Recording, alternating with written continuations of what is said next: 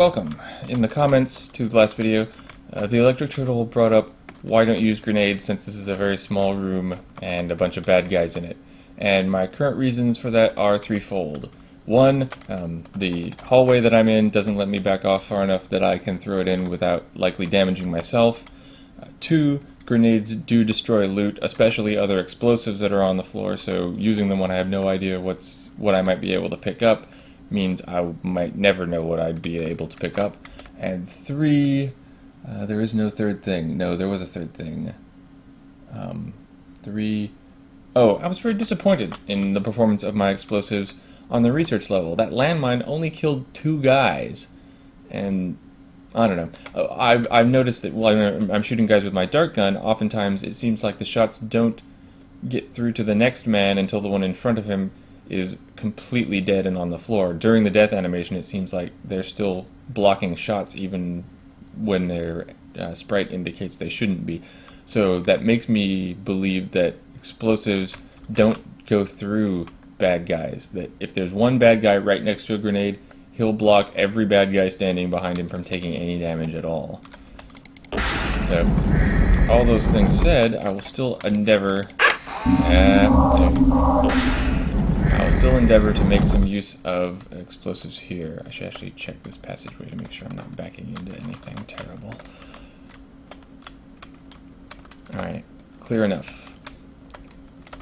But, so while thinking about this a little bit more, I also came up with the idea, what if I don't arm the grenade and simply throw it and then back off and shoot it with a spark beam? So, I will open the door and use the lovely little... Darn it! You're not supposed to move in front of it. That was never part of the plan. It was supposed to be that I would hit that grenade and then it would kill you and maybe hit people behind you, or prove my theory that it can't hit people behind you by not doing damage to anyone else. Did you see that? Did he just clip through the ceiling there? Anyway. We'll put you back in inventory, and then... Yep, definitely a guy right there. That was a further throw than I thought, but that's somewhat to be expected. The 0G room... Oh, well, you can dart gun them as well. The 0G room... Oh, gas I think was supposed to be better for biologicals though, so that might be the right thing to use. But in the 0G room, my grenades might never hit the ground.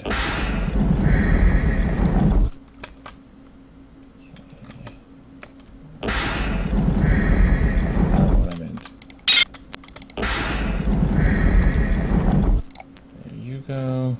Problem is, that gas grenade doesn't have a lovely little purple light on it like the frag grenade did. So, I think I will try and be a little extra clever and use a frag grenade at the doorway to set off both.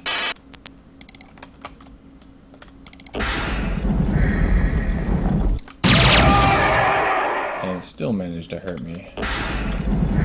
Frag grenades are a pretty large radius. Alright. Any more jerks floating around the ceiling in here?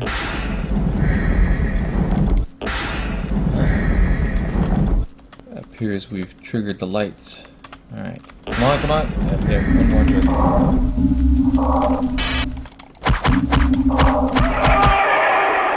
Oh, another one back there as well.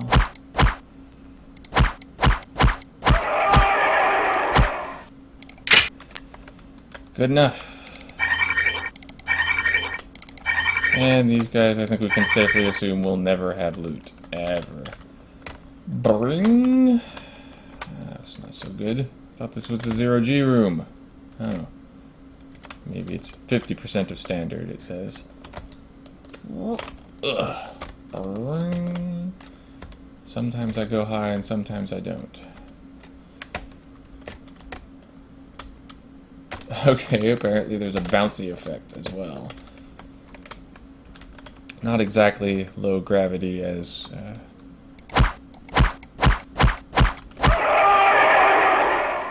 come to be used to it, but it's basically kind of sort of works. Alright, you guys don't have loot, I don't care. Ah, a proper health kit, not these health patches that I keep calling health kits. Boingy, boingy. Oh, there we go. First aid kit, and flechette. Finally, a new gun. Although it doesn't come with any ammo, which is a little chintzy. We have one of each type of ammo for the flechette. Alright. Or one backup. But, if I remember my role-playing games and assorted fake military literature well enough, flechettes are very good against biologicals and probably no good at all against robots. But since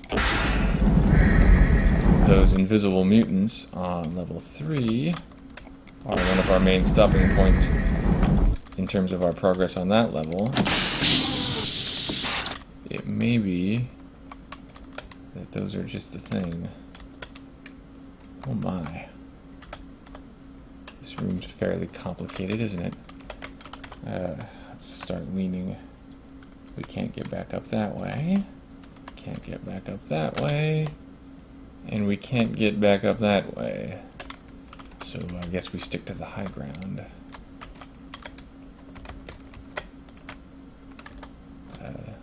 Get lower.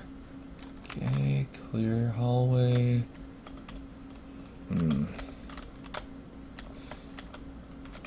Well, this is quite the little maze, isn't it? Jeez. And bad guys could come from pretty much any direction. I'm imagining an auto bomb rolling off on my head any second now. 'Cause it's a hole with radiation, a hole with radiation.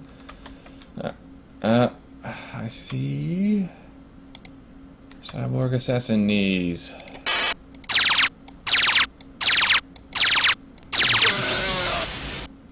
Take that. Okay, can we climb back up? Yes, alright, so it's safe to go down there.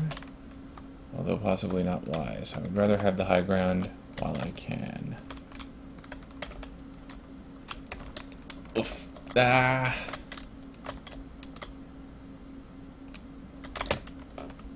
Okay. Is there any auto bomb rolling around where I was? No. More darts and more utterly useless standard pistol rounds that I will never use. Alright.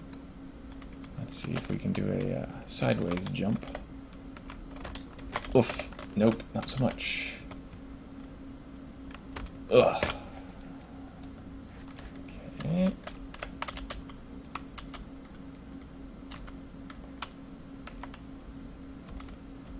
I don't see any bomb, but I also don't see any way to get up there. Fluid transport pipes are not, to my knowledge, a climbable surface. Okay.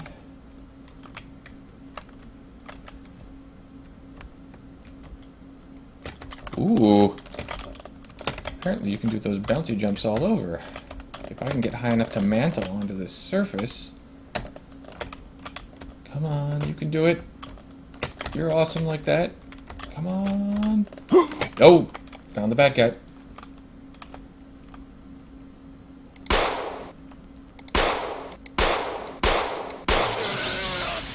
That's what you get. Trying to stop me when I'm doing my bouncy experiments. Ah! Not enough air steering. If I go straight up.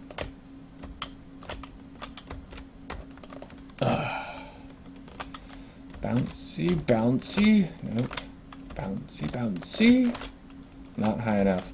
If I can get, I think, over half my height up, I would have thought I would have been able to grab onto the ledge and mantle up. But that doesn't look to be true. What this does, however, indicate is that it's likely that the lower corridor with the burnt paneling on the floor will let us get around. But they'll have to do that in the next installment because we're out of time.